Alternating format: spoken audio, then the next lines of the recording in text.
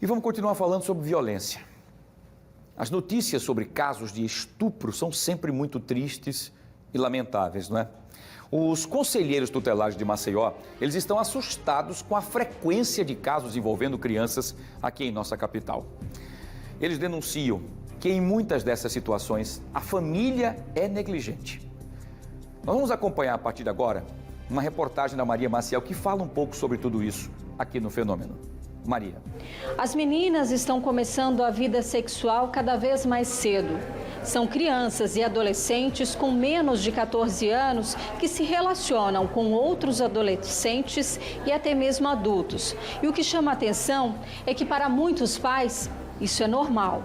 Geralmente essas denúncias chegam através da escola, chegam através do Disque 100, mas tem alguns casos que a mãe sabe da situação, sabe que o padrasto está abusando, sabe que o pai está abusando, mas ela tem medo de fazer a denúncia. Né?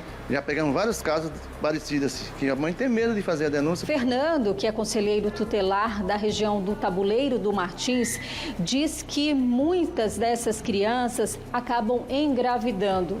A gente tem recebido das maternidades meninas menores de 14 anos. Só de agosto até dezembro, tivemos 10 meninas que engravidaram e tiveram bebês com menos de 14 anos de idade, caracterizando isso estupro de vulnerável.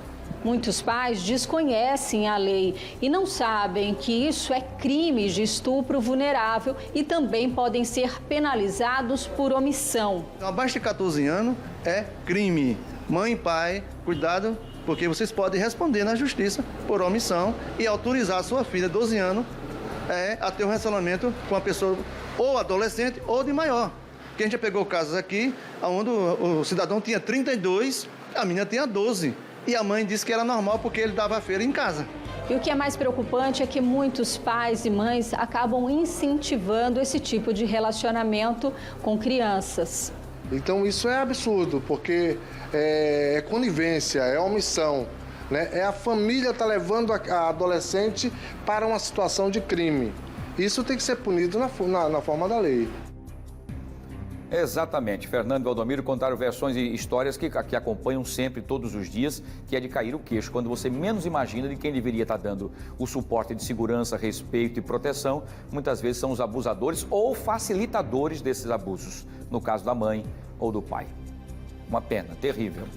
E ainda sobre esse assunto, nós vamos agora ao vivo, vou trazer a Maria Maciel ao vivo agora, para saber qual é o posicionamento do Ministério Público. E Maria, como é que o MP, o Ministério Público, está combatendo toda essa situação? Boa tarde. Boa tarde, Wilson. Pois é, o Ministério Público tem acompanhado sim esses casos. Tanto é que o Fernando, o conselheiro, relatou aí 10 casos só lá na região do Tabuleiro, mas em todo o estado foram 30 notificações no ano de 2022. Eu vou conversar agora com o promotor Lucas Saxida, que vai falar um pouquinho sobre essas ações, né? Que existe agora essa obrigatoriedade da notificação em casos de meninas grávidas menores de 14. Boa tarde.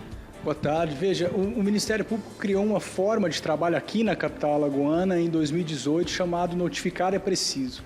Assim, a gente passou a conscientizar órgãos de primeiro contato, hospitais, escolas, cartórios de registro. Com esses órgãos de primeiro contato conscientizados, a gente já passou a criar uma forma de contato rápida com o Ministério Público. E a gente passou, com essa conscientização, é claro, o número de notificações aumentou. Veja que o número de 30 que eu havia lhe dito não é no estado, o número de 30 é só aqui na capital alagoana, mais de 30, né? E recebemos um ano passado. Esse projeto, Notificar é Preciso, foi premiado nacionalmente como o melhor trabalho no combate à criminalidade no país pelo CNMP. Após isso, com o sucesso desse projeto, né, nós fomos aqui pioneiros, foi criada uma lei estadual, a lei passa a obrigar esses órgãos a fazer a comunicação ao Ministério Público e assim a gente passa a ter mais eficiência nesse tipo de trabalho. E agora com a Lei Henry, no ano passado, qualquer pessoa que tenha notícia de que uma criança ou uma adolescente esteja passando aí por uma situação de violência e aí abuso sexual, essa pessoa é obrigada a fazer a comunicação aos órgãos públicos, claro, sob pena de cometimento de um crime. A gente sabe que a violência sexual, o abuso nessa idade já é muito preocupante. E o fato dessas meninas engravidarem é ainda pior, porque ela perde toda a infância, né? Claro, a nossa lei ela foi muito sábia. O Estatuto da Criança e do Adolescente ela quer que a criança ela seja criança e que o adolescente tenha a oportunidade de ser adolescente. Então, esse conhecimento prematuro dessa vida adulta, a prematuridade do conhecimento sexual é muito negativo, né? As consequências negativas já são estudadas há muito. A gente acaba afetando a vida da criança aí por séculos, né? A vida adulta e por aí vai. A gente já vem sofrendo isso há séculos, a gente já vem sentindo isso, né? No Brasil, desde o Brasil colônia, a gente já tem notícias aí de como isso é negativo e, infelizmente, essa cultura do estupro ainda ela não foi superada, não é? E falando dos pais, né, a gente não dá para julgar, mas o fato é que os pais acabam sendo omissos em muitas situações por naturalizar esse tipo de relacionamento de crianças e adolescentes com pessoas mais velhas. Ah, porque aconteceu comigo, eu também comecei cedo. Olha, veja, os pais, sobre a ótica penal, eles têm um dever de cuidado. Essa violação do dever de cuidado, então essa omissão de um pai ou de uma mãe que vê que a criança ou seu filho, criança ou adolescente, esteja passando por uma situação de violência e não comunica, ele vai responder penalmente e essa penalização, note só que interessante, tendo em vista a violação do dever de cuidado, esse pai ou essa mãe, eles podem responder pelo mesmo crime de estupro como se estupradores fossem, porque eles se omitem no dever de cuidado. A gente ouve muito, inclusive eu estava no conselho tutelar e a mãe dizia, não, mas minha filha tem 13 anos, estava com um homem de mais de 30 e ela disse que estava apaixonada. Como é que os pais devem reagir, né, diante de coisas que podem acontecer no dia a dia, né? Qual a orientação?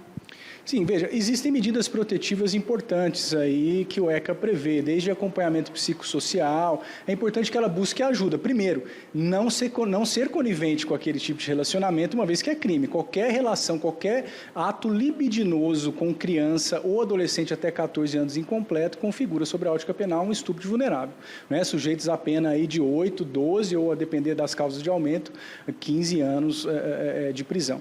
Então, o importante é procurar ajuda, comunique o conselho tutelar, a delegacia, para que consiga medidas protetivas de afastamento daquela pessoa. O importante é procurar ajuda e proteger aquela criança ou adolescente. A gente fala dessas medidas combativas, né? Mas, de um modo geral, é preciso ainda um esforço muito grande para trabalhar também a prevenção em escola, outros organismos de saúde.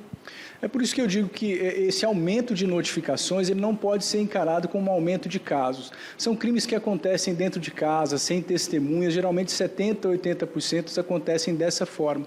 Então, o aumento de notificações significa que a gente conseguiu um aumento de conscientização de órgãos de primeiro contato. Então, é um dos primeiros passos para uma mudança da cultura do estupro. E assim a gente vai conseguir, sem dúvida nenhuma, superar essa pecha. Ok, muito obrigada, então, pelas informações. É o que a gente tem mostrado, né, Wilson? Dia a dia são inúmeros casos que chegam quase que diariamente nesses conselhos tutelares, né, que são a porta de entrada e que estão mais próximos da comunidade e que precisam ser realmente combatidos. É com você. Muito bem, Maria, muito obrigado. Agradeço também ao Dr. Lucas Laxida pelas informações importantes. Vejam que o Conselho Nacional do Ministério Público também está prestando atenção nesse número que vem crescente, não é? E está sempre ligado aí à questão da vulnerabilidade social, né?